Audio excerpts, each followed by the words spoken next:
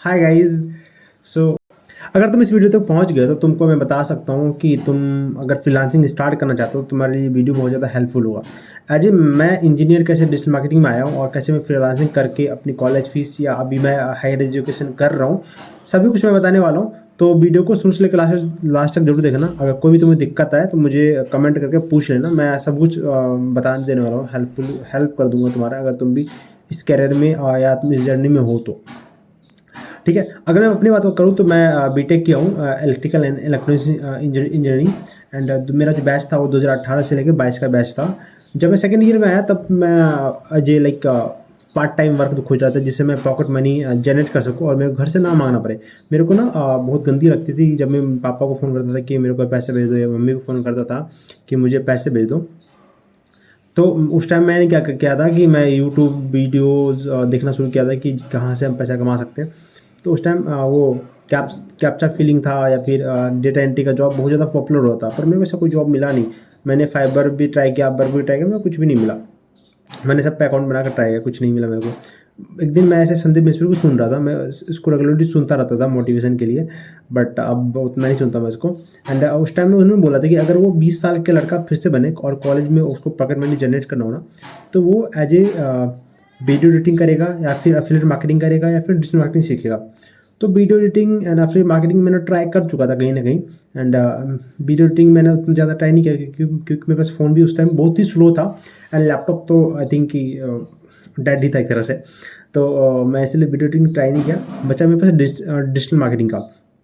जब मैं digital marketing देखना शुरू किया तो मेरे को पता चला कि ऐसा ऐसा कुछ काम होता है, इसमें काम करना होता है, ऐड रन करना होता है, वेबसाइट डिजाइन करना होता है।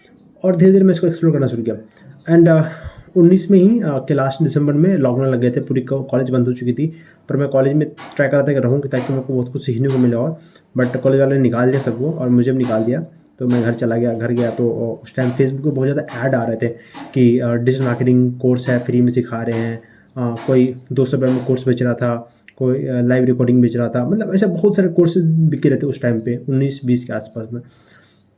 तो मैं ऐसे यूट्यूब से ऐसे कोर्स कर चुका था तब तक। बट एक अच्छा थे उनका, मैं कोर्स इनरोल किया।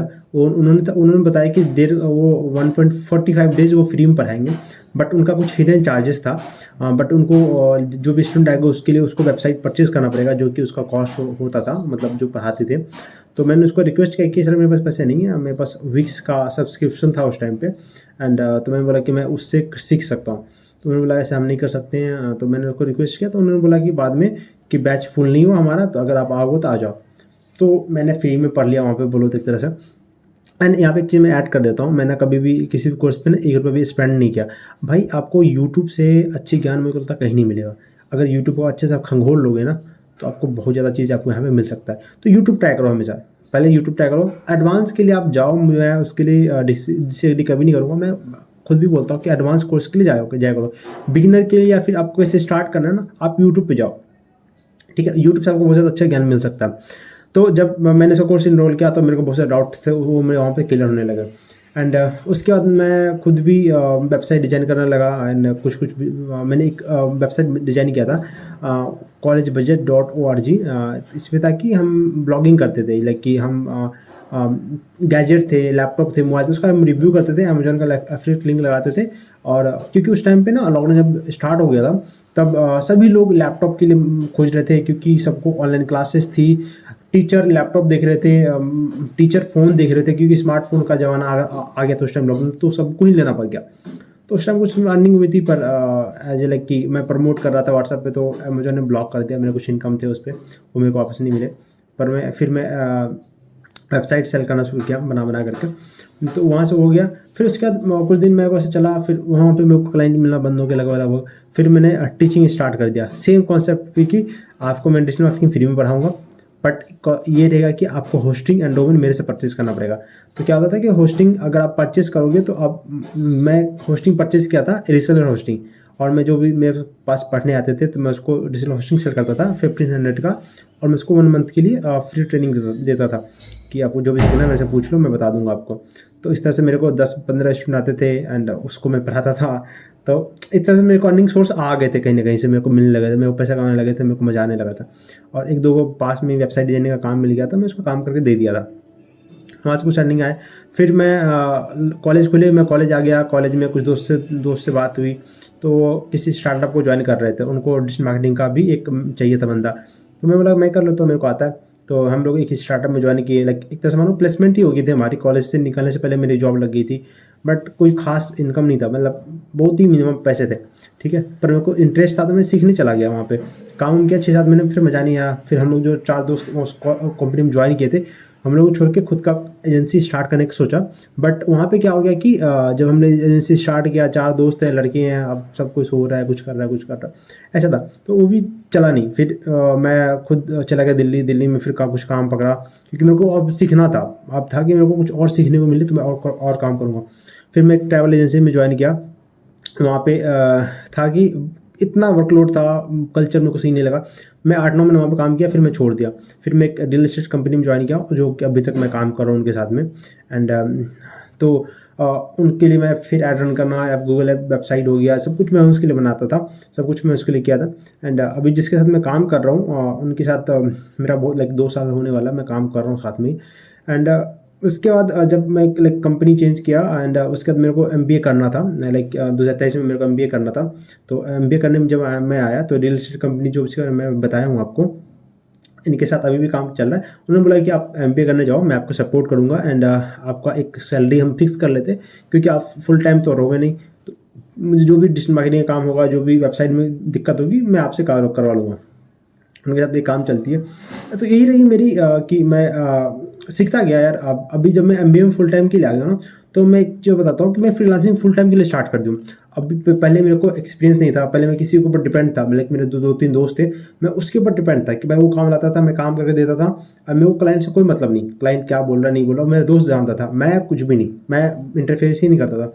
जब मैं एमबी ज्वाइन किया लास्ट ईयर ना, तो तब से मैं full time digital marketing as a ad run करना, या फिर होगा वेबसाइट डिजाइन करना होगा, मैं फुल टाइम मैं खुद करता हूँ। तो इससे क्या होता है कि मेरे को क्लाइंट मैनेज करना आ गया, क्लाइंट को रिटर्न करना आ गया।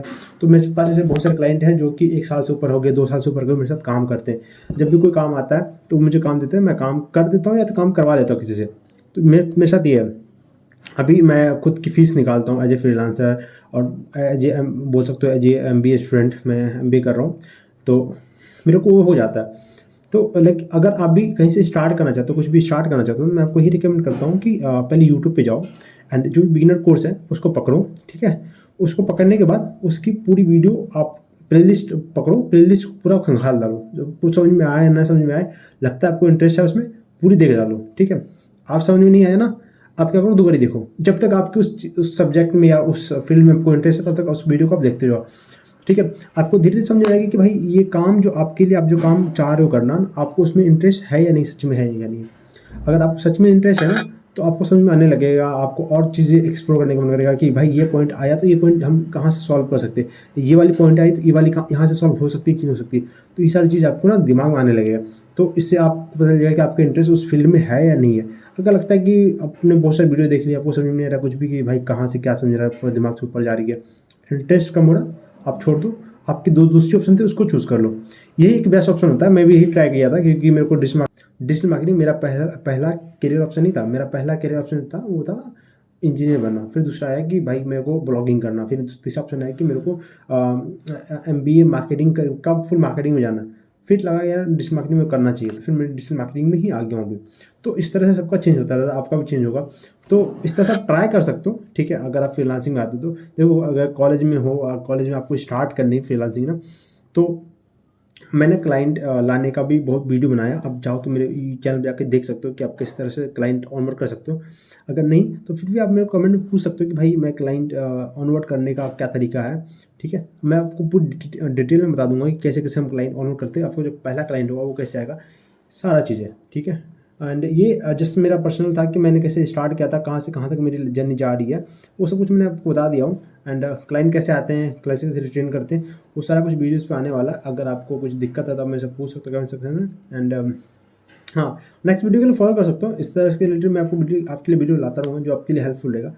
वीडियो पसंद है तो लाइक कर लेना, एंड नेक्स्ट वीडियो के लिए फॉलो कर लेना, जिसको सब्सक्राइब बोलते हैं। बाय।